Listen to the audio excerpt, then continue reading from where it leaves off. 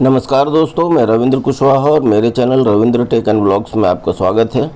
दोस्तों, आज मेरे पास एक होम थिएटर आया हुआ है। 4.1 चैनल्स का है, जेब्रॉनिक्स का है। इसमें बहुत कम साउंड आ रहा है, मतलब वॉल्यूम फुल करने के बाद भी साउंड एकदम कम आता है। जैसे स्पीकर का हेडफोन का जैक जो बजता है उस टाइप का आवाज़ आता है।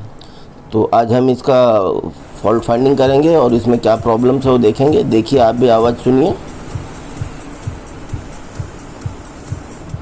ये हमने इसका वॉल्यूम फुल करके रखा है, तो भी देखिए कितना कम आवाज़ आ रहा है। बट आवाज़ इनके सभी पांचों स्पीकर्स में आ रहे हैं। छोटे छोटे 4 स्पीकर्स जो है उसमें भी और बेस के स्पीकर्स में भी आवाज़ आ रहा है, बट फुल आवाज़ है। वॉल्यूम्स काफ़ी कम है। तो अब देखते हैं इसमें क्या प्रॉब्लम हो सकता है। तो सबसे पहले हम इसका फ्रंट का जो पैनल है उसको खोलेंगे। फ्रंट पैनल खोलने के लिए इसमें 6 जो है लॉक लगे रहते हैं। तो एक स्क्रू ड्राइवर की सहायता से आप डाल करके 6 लॉक ओपन कर लीजिए। 6 लॉक ओपन करने पे देखिए इस टाइप का पैनल निकल के आता है। इसमें देखते हैं कहीं वायर में चूहा वगैरह तो कुछ खाया नहीं, दिख नहीं रहा, वैसे सब कुछ सही है। तो अब इसका हम बैक पैनल ओपन करते हैं। प्रॉब्लम्स इसके बैक पैनल में भी हो सकता है, फ्रंट पैनल में भी हो सकता है। आपको पूरा खोलना पड़ेगा। एक बार प्रॉब्लम्स निकल गया तो फॉल्ट फाइंडिंग भी हो जाएगा। प्रॉब्लम्स क्या समझ में आ गया तो ये हमने बैक पैनल इसका खोल दिया है। बैक पैनल खोलने के बाद अब हम इस पर मीटर से इसका वोल्टेज चेक करेंगे। सबसे पहले इसका हम पावर सप्लाई वोल्टेज चेक करते हैं। पावर सप्लाई वोल्ट में एक माइनस वोल्ट रहता है और एक प्लस वोल्ट रहता है, एक कॉमन होता है। तो ये हमारा प्लस 14 वोल्ट बराबर आ रहा है, माइनस 14 वोल्ट भी बराबर आ रहा है। तो पावर सप्लाई तो सही है। अब हम आईसी का वोल्टेज चेक करते हैं। आईसी का वोल्टेज में आउटपुट वोल्टेज चेक करेंगे। आउटपुट वोल्टेज सही होगा तो फिर इसका ऑडियो चेक करेंगे। तो ये इसका आईसी इसमें 3 लगा हुआ है। 2 आईसी जो है वो मिड के लिए है और एक आईसी बेस के लिए है। तो आईसी पे वोल्टेज लगभग बराबर है और ये यहाँ पे इसका ऑडियो आ रहा है, मतलब वोल्टेज आईसी हमारा सही है। ये तीनों आईसी पे इनपुट पॉइंट्स जो है 5 नंबर के पॉइंट इसका इनपुट पॉइंट होता है। तो 5वें नंबर पे देखिए सरसराहट की आवाज़ आ रही है, मतलब हमारा आईसी सही है। तो अब आईसी से इसका जो अगला कनेक्शन जाता है वो ब्लूटूथ बोर्ड पे जाता है बास्केटबॉल होते हुए, तो उसको हम चेक करते हैं। तो यहाँ से ये हमारा एक पॉइंट है और फिर ये हमारा दूसरा पॉइंट है और फिर ये हमारा तीसरा पॉइंट है। तीनों पॉइंट पे हमारे यहाँ पे सरसराहट आ रही है, मतलब यहाँ तक सिग्नल आ रहा है। तो यहीं से जो बोर्ड पे है वो फ्रंट पैनल पे कनेक्शन जाता है, मतलब लगभग हमारा बैक पैनल सही है, फ्रंट पैनल में ही प्रॉब्लम है। तो फ्रंट पैनल में अब हम देखते हैं कहाँ तक प्रॉब्लम है, कहाँ पे है, चेक करते हैं। उसके लिए फ्रंट पैनल को हमें खोलना पड़ेगा। फ्रंट पैनल में 3 स्क्रू लगे हुए हैं, उसको हम निकाल देते हैं। 3 स्क्रू निकालने के बाद शायद हमें इसका वॉल्यूम कंट्रोल होगा, वो भी लॉक होगा, उसको भी खोलना होगा।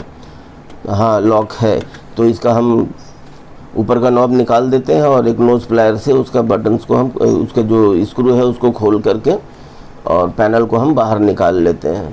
पैनल में फिर हम चेक करेंगे या तो इसका ब्लूटूथ अपना यूएसबी बोर्ड में प्रॉब्लम होगा या नहीं तो फिर इसका बीच में कहीं लाइन ब्रेक हो सकता है।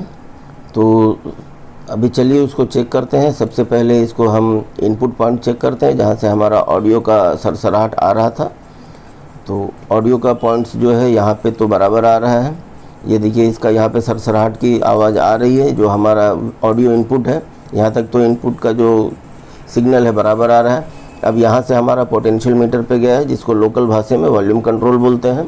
तो वॉल्यूम कंट्रोल के पिन तक हम इसको चेक करते हैं, वहाँ तक सिग्नल जा रहा है या नहीं जा रहा है।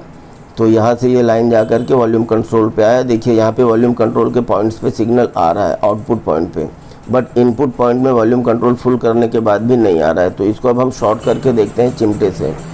एक ट्यूजर से इसको शॉर्ट करेंगे। ये देखिए ट्यूजर से शॉर्ट करने पर साउंड आ गया, मतलब हमारा यहीं पे सिग्नल ब्रेक हो जा रहा है, हमारे वॉल्यूम कंट्रोल ख़राब है। तो सबसे पहले अब हमें ये फाइनल हो गया, वॉल्यूम कंट्रोल ख़राब है। तो वॉल्यूम कंट्रोल्स को अब हम चेंज करेंगे। ये डुअल वॉल्यूम कंट्रोल्स है और अलग तरीके का लगा हुआ है। तो सबसे पहले इसका अब हम जो केबल है केबल निकाल लेते हैं। तो केबल को इसमें फेविबॉन्ड से चिपकाया हुआ है, तो उसमें हम एनसी थिनर डाल देंगे। फेविबॉन्ड से चिपकाने का कारण ये होता है कि केबल लूज नहीं होना चाहिए, बट एनसी थिनर का 2-3 बूंद डाल देंगे तो ये फेविबॉन्ड जो है वो छोड़ देता है और आपका ये जो पैनल है आराम से निकल आएगा।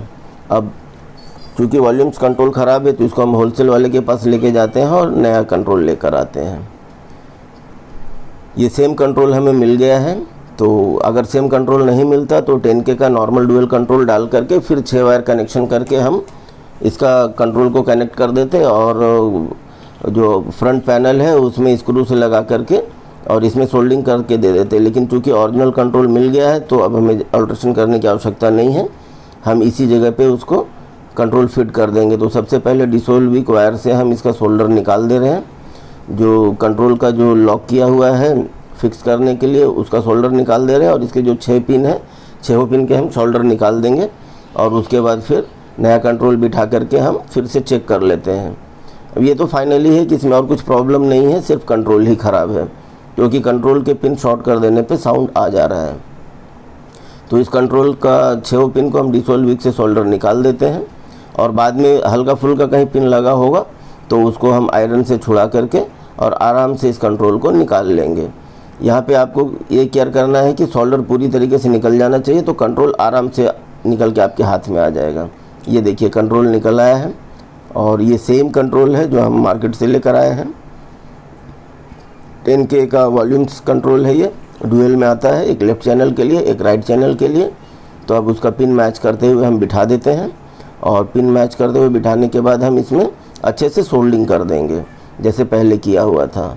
तो एक सोल्डिंग आयरन से पहले हम इसके 6 पिन को जो सोल्डिंग करेंगे और उसके बाद इसका जो बेस है जिस पे कंट्रोल टिका रहता है उसको भी सोल्डिंग करके फिक्स कर देंगे। दोस्तों अगर ये वीडियो आपको पसंद आए तो लाइक कीजिएगा और लाइक करके कमेंट में बताइएगा इसमें आपको क्या अच्छा लगा। और अगर चैनल पे नए हैं, अभी तक आपने चैनल को सब्सक्राइब नहीं किया है तो प्लीज़ सब्सक्राइब करके बेल बटन दबा दीजिएगा। हम वीक में 1 या 2 वीडियो इंटरेस्टिंग वीडियो लेकर आते हैं इलेक्ट्रॉनिक्स से रिलेटेड ही, चाहे कॉइल का हो, चाहे स्पीकर का हो या सर्किट का हो, और कोशिश करते हैं आपको पूरी डीपली बता दें ताकि आप घर पे आराम से चेक करके चेंज कर सके या बना सकें। तो ये देखिए हमारा कंट्रोल लग गया है। अब इसको कनेक्ट करते हैं और कुछ फॉल्ट फाइंडिंग उसमें मुझे तो दिख नहीं रहा है, क्योंकि ट्यूजर इस पे जब हम टच करते हैं तो साउंड आ जाता है, तो कंट्रोल का ही प्रॉब्लम था। फिर भी चलिए चेक करके देख लेते हैं।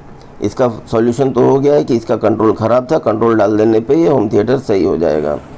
तो अब हम इसमें एक USB लगाते हैं और उसके बाद फिर साउंड चेक करते हैं। चलिए देखते हैं दोस्तों।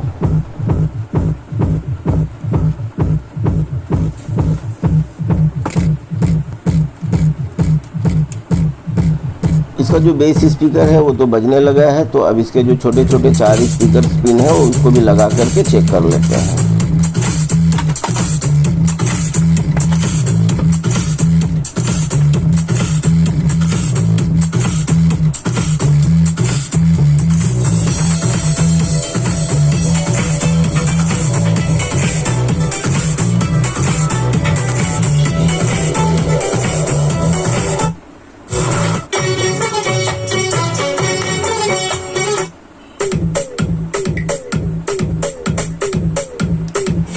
तो दोस्तों इस होम थिएटर्स में ओनली इसका पोटेंशियल मीटर जो है वॉल्यूम कंट्रोल जिसको लोकल भाषा में कहते हैं वही ख़राब था, तो उसको हमने चेंज कर दिया है। तो ये इसके चारों स्पीकर्स और बेस के स्पीकर्स चल रहे हैं, अच्छे से चल रहे हैं। तो अब हम इसको जो वॉल्यूम कंट्रोल है उसका नट टाइट कर देते हैं। तो ये वॉल्यूम कंट्रोल का नट टाइट करके हम इसको नोज प्लायर से टाइट कर दे रहे हैं और इसका नॉब बिठा देंगे।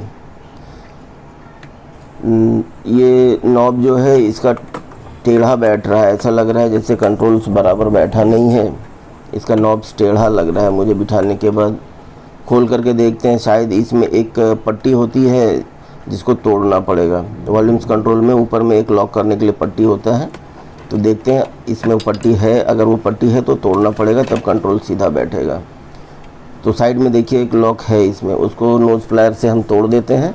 नोज प्लायर से तोड़ देंगे तो कंट्रोल चिपक करके पैनल में बैठ जाएगा और सीधा बैठेगा। अभी इस साइड में जो लॉकर की वजह से है, ये देखिए छोटा सा टुकड़ा था जो अटक रहा था, ये लॉक के लिए होता है।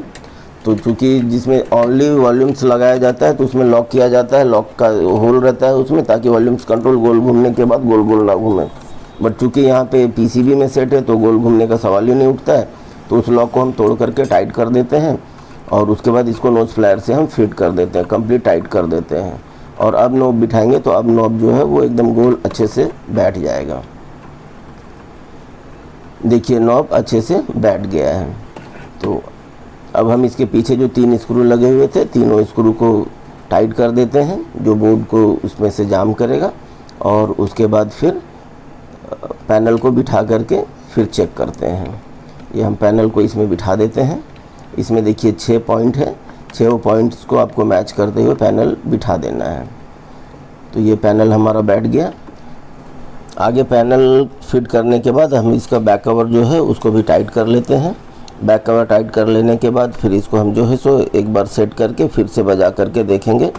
तो ये हमारा बैक कवर टाइट हो गया है, लगभग सिस्टम तैयार हो गया है। तो अब हम इसको सामने से फ्रंट पैनल सीधा करके और चारों स्पीकर्स खड़े करके उसके बाद एक बार इसको ऑन करके चेक कर लेते हैं। अगर सब कुछ सही रहा तो फिर इसका फ्रंट पैनल को हमें लॉक करना होगा और हमारा ये होम थिएटर सिस्टम का जो फॉल्ट फाइंडिंग था क्लियर हो गया। अब ये कंप्लीट तैयार हो जाएगा। तो ये देखिए हम सेट कर लिए हैं। अब इसको ऑन करके देखते हैं।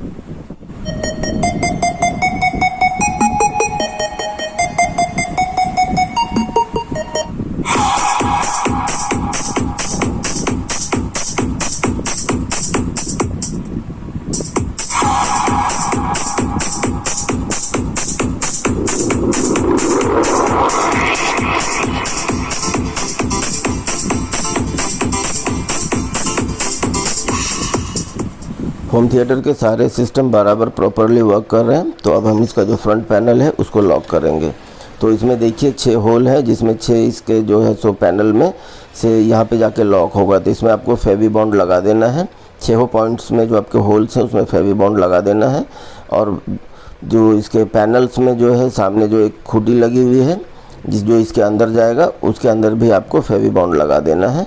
और 6 खूंटी में फेवी बॉन्ड लगा देने के बाद आपको इसके ऊपर दबा करके रख देना है।